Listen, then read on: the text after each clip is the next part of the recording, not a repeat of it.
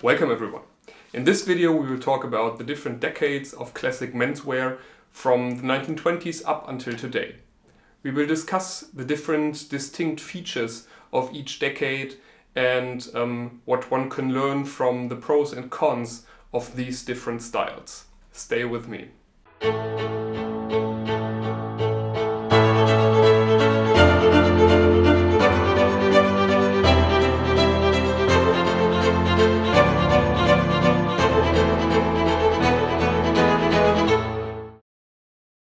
So before we start, let me get something straight. For each decade I picked one or two outfits. I don't consider my collection complete. Also, there are huge regional differences. On top of that, it's a matter of taste, a question of taste, whether you like this style or not. So in the end, it's up to you whether you should look more into the style of the 1920s, 30s, 60s or whatever. And I will try to stay as objective as I can. Let's start with the 1920s. I already did a couple of videos about the 1920s. I've made a playlist with them, so if you're interested in the 1920s, you can click here, I guess. Go to the playlist and look at these things. To summarize the style of the early 1920s, you have quite slim silhouettes, not a lot of padding. You have an hourglass shape. Okay, first thing, apparently, since the silhouettes are that slim, you have to be quite slim yourself. So this is not for everyone. And on top of that, at least in Germany, right up until the First World War, most suits sold were bespoke. And you cannot achieve, or it's a lot more difficult to achieve this fit, this style, without going bespoke. The 1930s in turn feature much roomier jackets, roomy trousers, and this might look odd when you are slim, because there is a lot of room in the garments, and when you're walking, for example, you will see that there is room in the garment. This is not a con, but you have to be into this kind of style. It also creates a very masculine V shape. Apparently, since it's this roomy, it's quite comfortable to wear. The good thing about white trousers is you have this clear line in the front and in the back. And with roomy trousers, this is much easier to achieve than with slim trousers. The 1930s style might even fit you off the rack, well, despite the minor alterations like sleeve length or trouser length. 1940s suits still include a lot of padding, but in general the silhouettes and shapes normalized a bit. They look less exaggerated like the heavy padding from the 1930s and the very wide trousers from the 1930s. I would count Fred Astaire's and Frank Sinatra's most famous outfits into this decade. And this might illustrate the timeless popularity of this decade.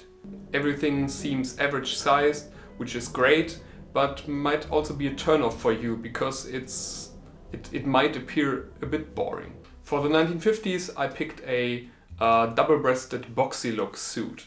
So you might imagine where the word boxy comes from, since the silhouette forms a rectangle. The great thing about this is that you get a lot of clear and straight lines, and you get those lines quite easily.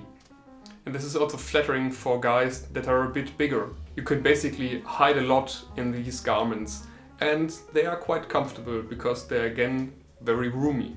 However, you really need to be down for this style, because you don't have any prominent waistline, you don't have a masculine V shape, just straight lines.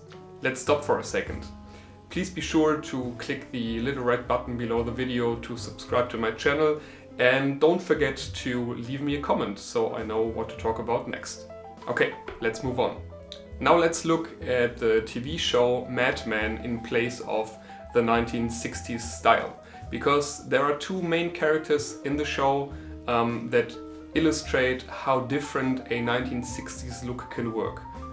I'm talking about Don Draper and Roger Sterling. In general, the 1960s look features very narrow lapels and very narrow ties.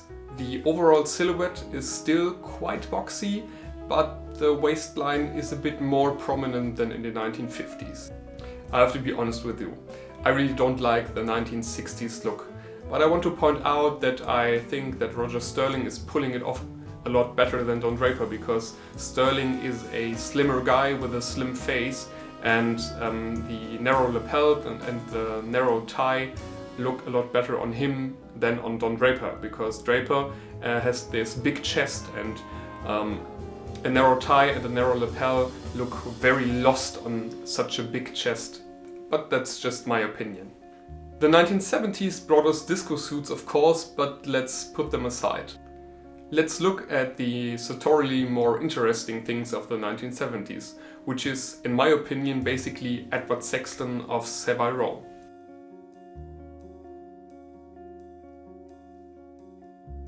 Now this guy is actually quite slim and very short, but he pulls off his suit styles so well that you really don't notice this.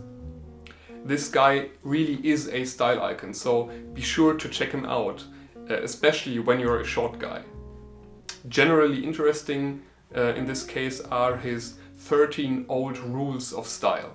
Homework for today, Google that. When you dismiss all the apparent bad style choices of the 1980s, there is not much left. But I want to point out one kind of style from the 1980s which is quite prominent in popular culture, coming from movies like Wall Street and American Psycho. What I mean is the kind of central business district style of this decade.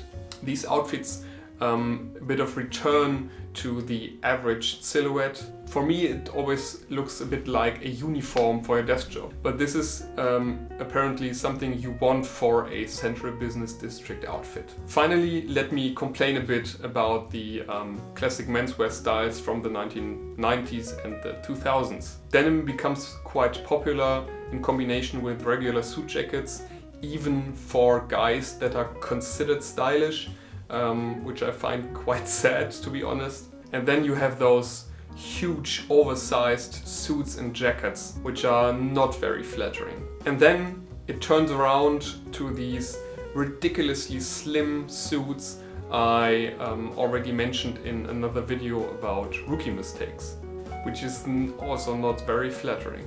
Please let me stop right here. These years contain mostly cautionary tales. However, the last 10 years of classic menswear made me quite hopeful, because the styles, for example, at Pitti Uomo became very diverse, and everyone's wearing different styles flattering for his body type, which is basically the perfect thing you can do with classic menswear. And I hope this is what you get out of this video. An overview over all the decades of classic menswear, the different styles, and maybe something which is most flattering for your body type. Because we're all different, right? Different tastes, different body types. So thank you for watching. Don't forget to subscribe and comment, and see you soon.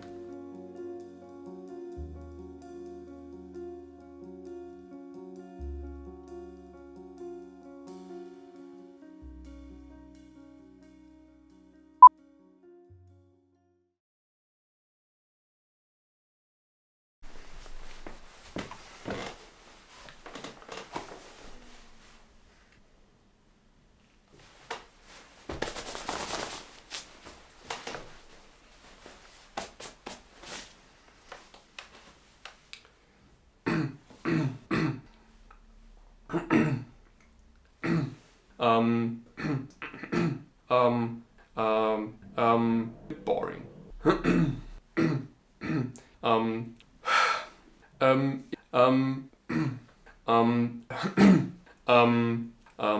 But and then